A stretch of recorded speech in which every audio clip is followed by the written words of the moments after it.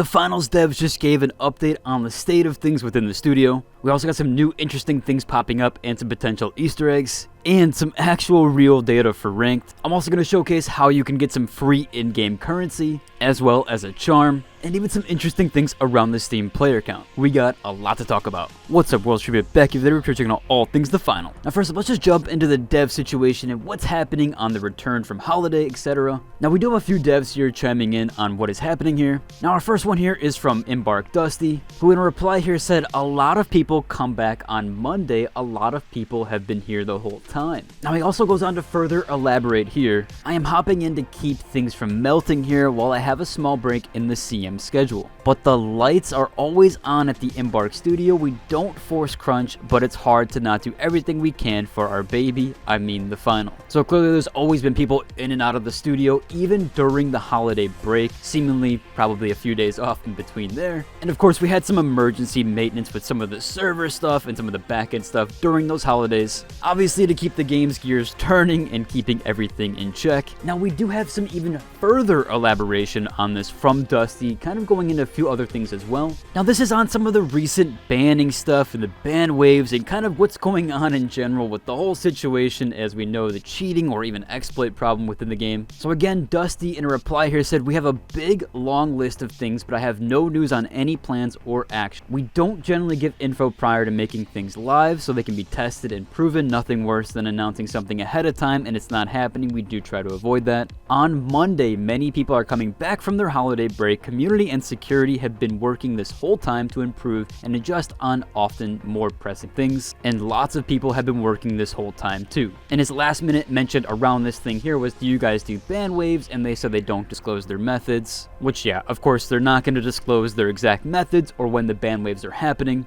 If anything, that type of information will happen after bannings. World of Warcraft does it, Final Fantasy does it. There's a few other games that disclose how many accounts they ban, including Call of Duty and a few others. So that's definitely the norm and reasonable there for that. However, it is good to hear that they're back basically in full swings this Monday or today, which can also be corroborated and coincided with Hydroxate making another post as well. He has a long message here, but I'll go over the kind of gist of what he's saying. Now, Hydroxate went from one of the most responsive and kind of active devs within the finals Discord to basically being radio silent, but that's completely understandable with the holiday season and everything else. All these people definitely deserve their breaks. And it's not like the man has to be active. In fact, this is the most active dev community I've ever seen on a Discord. So the fact that they even reply to messages is awesome. However, he did confirm here in a reply, there's a bunch of stuff here that he was explaining with some animation things. However, at the top portion here, he said, yes, I also just got back from the holiday. So as EMBARK Dusty kind of proclaimed there, a lot of these devs were just getting back, and yeah, we're seeing that with several other devs. Again, really good to hear, as we'll probably be getting some updates here soon, and a lot of people want some updates on a bunch of different situations, whether it's the actual game, servers, infrastructure, UI, game modes, weaponry, the season in general, and just a lot of stuff that people definitely want covered over these next few weeks. So again, it is good to hear that they are in full swing. Now, if you do want a quick 150 currency and a weapon charm, again, this isn't used for like the in-game equipment stuff. This is actually used toward the store. Granted, it is only 150, but it's better than nothing. So in the top right section here, you should have a button, if you haven't already, completed the registration. Now what this does is essentially ties your EMBARK account or EMBARK account ID to your either Steam, Xbox, PlayStation, or wherever. You can also link your Twitch here too, but I don't believe that's going to complete your registration. Now I'm not sure what's going to happen on an Xbox or PlayStation platform, but for PC, if you do click on this top banner to complete registration, it will just open up a browser,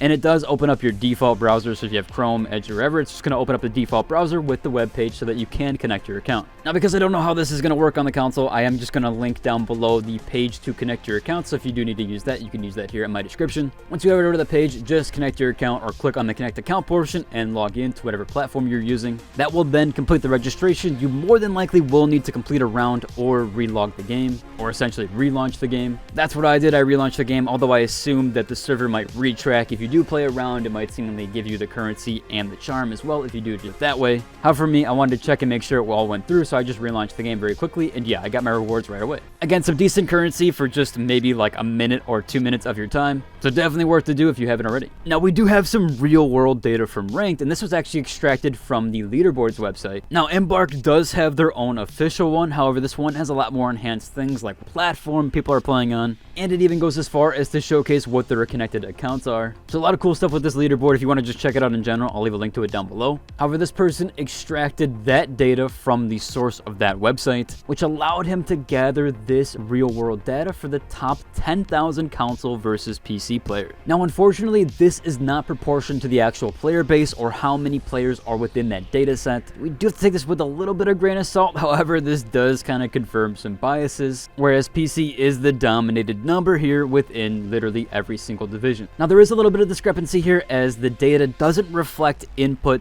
and also the notion, at least for a lot of people, is that the PC audience is probably a little bit or a lot bigger than what the console is currently. At least at the beginning, closed betas and a lot of the stuff that was tied to the initial marketing, or at least the initial showcase of the game, was actually mostly geared toward PC at the time, especially the original closed beta, which was only PC. The data might be a tiny bit skewed there with one way or the other. However, overall, this is some real world data that we actually finally have, and so it could kind of close case on a few different things. You could make arguments on both ends there. However, I do find this information pretty cool. Again, I'll leave a link down below to the official leaderboards as well as this enhanced leaderboard that's kind of third party. That way you can compare and contrast both if you don't trust one or want to use one or the other. Now, we might have some more potential Easter eggs popping up after we had that last one for the map that we ended up discovering was Las Vegas. Now, recently, if you haven't seen in the store, there's a new shop item that has a QR code attached to it. And if you actually scan this QR code, it does take you to an actual website. Now, the website is very odd. It's just a red dot in the middle with a black screen and kind of white border at the bottom. Now, a lot of people have been trying to do some digging on this, but apparently they've had everything fairly well. We have a Reddit commenter here with the name of Pindalalis. However, they went on here to say the site is indeed registered for EMBARK Studios. All of the other information is redacted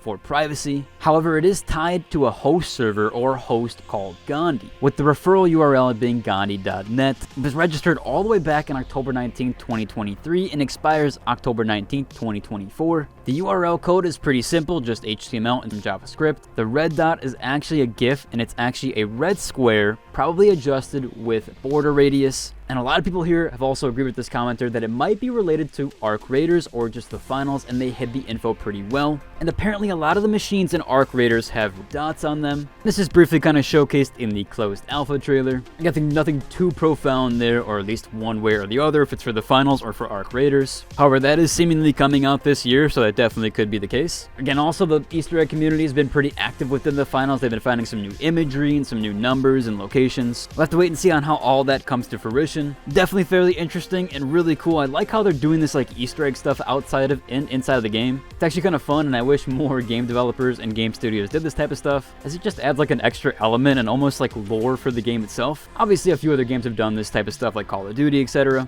However, they typically aren't as persistent as this, so I do hope other studios kind of take notes and incorporate this into their future games. My other last minute mentionable here that I almost completely forgot about, although it's mostly just a side note for PC players, it's still really cool to see this, but Steam actually just hit its highest concurrent player count ever. Over 33.5 million players were connected on Steam, with 10.6 million of those players playing an actual game. It's astonishing to see the player numbers for PC peak this high, so it should mean technically good things for the finals in the future if the Steam player count keeps going up. Yeah, I just thought that was a cool side note to add here. Again, that should about cover everything. If you needed links to anything I talked about, they should be in the description down below. And as always, if you enjoyed today's video, like and subscribe. Into the next doses.